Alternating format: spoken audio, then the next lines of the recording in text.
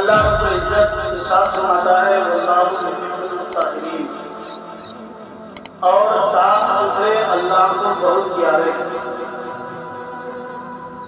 صاف ستھرے اللہ کو بہت پیارے ہیں۔ اور حضور پاک علیہ الصلوۃ والتسلیم کی حدیث پاک ہے کہ الطہارۃ نصف الایمان، طہارت آدھا ایمان ہے، صاف ستھرائی آدھا ایمان ہے۔ بچے ہمارے اسکولوں میں مدرسوں میں جب پڑھتے ہیں تو ان کو بھی حدیث پاک سکھایا جاتا ہے الطہور شطر الایمان، یعنی پاکی آدھا ایمان ہے۔ ہم تو مسلمان ہیں، گھروں میں رہتے ہیں، مسجدوں میں نمازیں ادا کرتے ہیں، پاک اور صاف کپڑا بھی پہنتے ہیں، دل کی پاکی، زبان کی پاکی، نیت کی پاکی، بدن کی پاکی، طہارت، یہ سب کچھ ہم کو معلوم ہے۔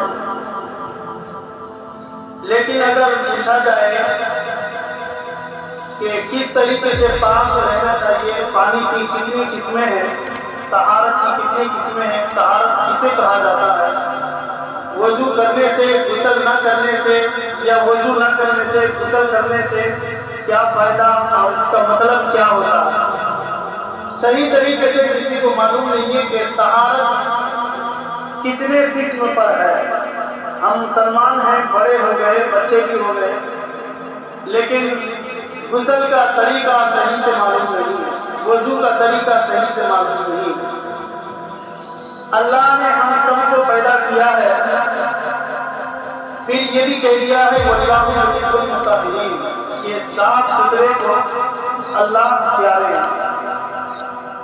صاف ستھرائی کو اللہ تعالیٰ بہت پسند کرتا ہے، تو ہر مسلمان کو چاہیے کہ ہم پاک رہیں، صاف رہیں، وضو کریں تو صحیح سے کریں، غسل کریں تو صحیح سے کریں، کون سا پانی پاک ہے، کون سا پانی ناپاک ہے، کس پانی سے ہم وضو کریں، کس پانی سے غسل کریں، کسی کو صحیح سے معلوم نہیں ہے۔ اللہ کے رسول صلی اللہ تعالیٰ علیہ وسلم ارشاد فرماتے ہیں، اس کا راوی ہے حضرت ابو ہریرہ، کہتے ہیں کہ حضور پاک علیہ السلام ایک دن مسجد نبوی میں نماز پڑھا رہے تھے، 21واں پارہ سورہ روم کی تلاوت کر رہے تھے۔ اس کے بیچ میں ایک شخص آیا پیچھے نماز پڑھنے کے لیے، جو وضو کامل نہیں کیا تھا، صحیح سے وضو نہیں کیا تھا، اور حضور پاک علیہ السلام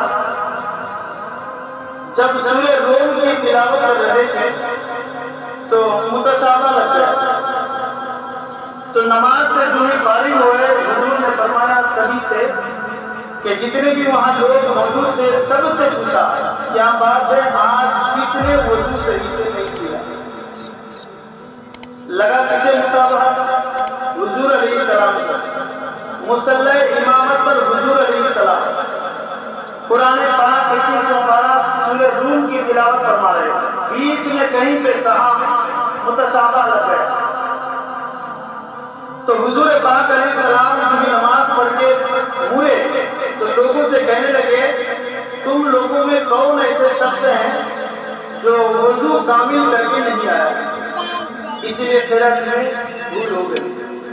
اگر امام بھولے، امام اگر قرأت میں غلطی ہو جائے، اگر امام کو قرأت میں متشابہ ہو جائے، اگر امام 2 رکعت کی جگہ 1 رکعت میں بیٹھ جائے، امام 2 سجدے کی جگہ 1 سجدہ کرے، 1 بھول جائے، امام اگر رکوع میں صحیح سے نہ پڑھ پائے کہ سجدے میں چلے جائے، امام سے کوئی قرأت میں غلطی ہو جائے، سورہ فاتحہ ہو یا کوئی اخیر سورہ ہو، کوئی بھی سورہ پڑھے، اگر غلطی ہو جاتی ہے تو یہ ان کی غلطی نہیں ہے، غلطی ان کی ہے جو پیچھے نماز پڑھتے ہیں، ان کی غلطی۔ آپ کہیں گے کیوں غلطی ہے؟ میں نے آپ کو پہلے سنا دیا، حضور پاک علیہ السلام جب تلاوت کر رہے تھے متشابہ لگتا ہے، تو حضور نے فوراً کس سے پوچھا؟ نمازیوں سے، کون ایسا شخص ہے جس نے وضو کامل نہیں کیا، مکمل وضو نہیں کیا، اور وضو کا طریقہ صحیح سے اس کو معلوم نہیں، اس لیے امام کی اگر غلط ہو جائے، حضور نے فرمایا وہ اس کی غلطی نہیں بلکہ کوئی مصلی کی غلطی ہے۔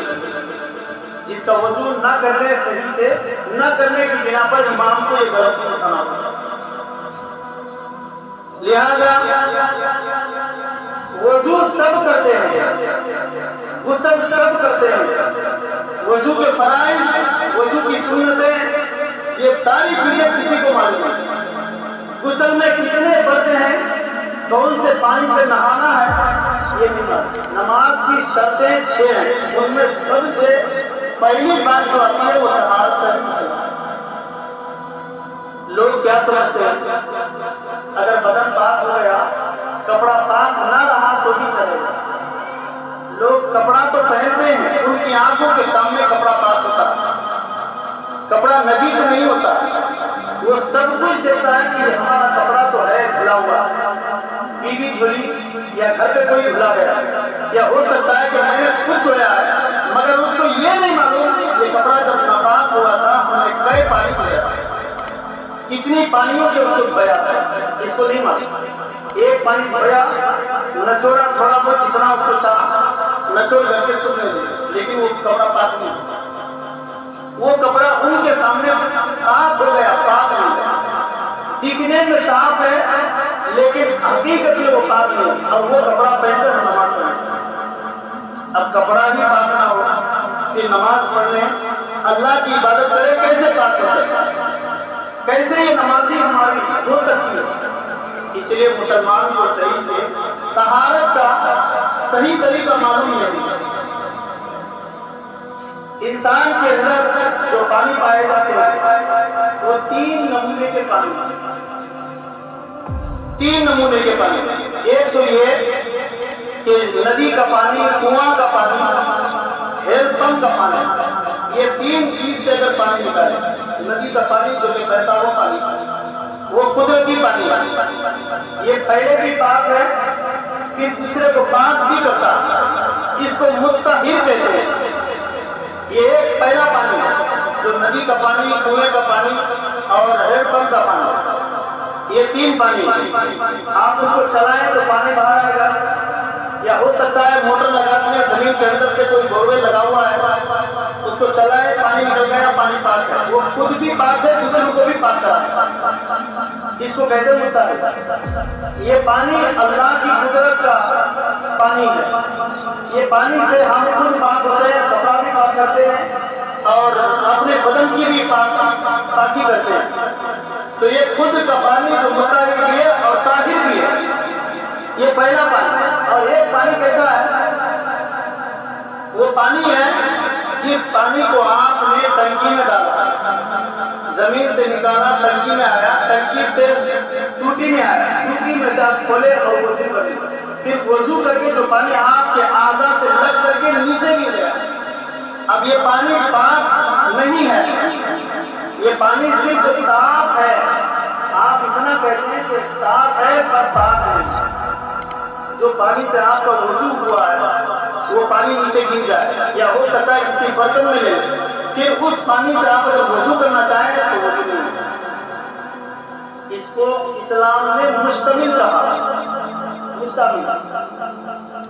وہ متحد اور یہ مستعمل, یہ دوسرا پانی کہ آپ اس پانی سے پھر وضو نہیں کر سکتے, اس پانی سے پاکی حاصل نہیں کر سکتے.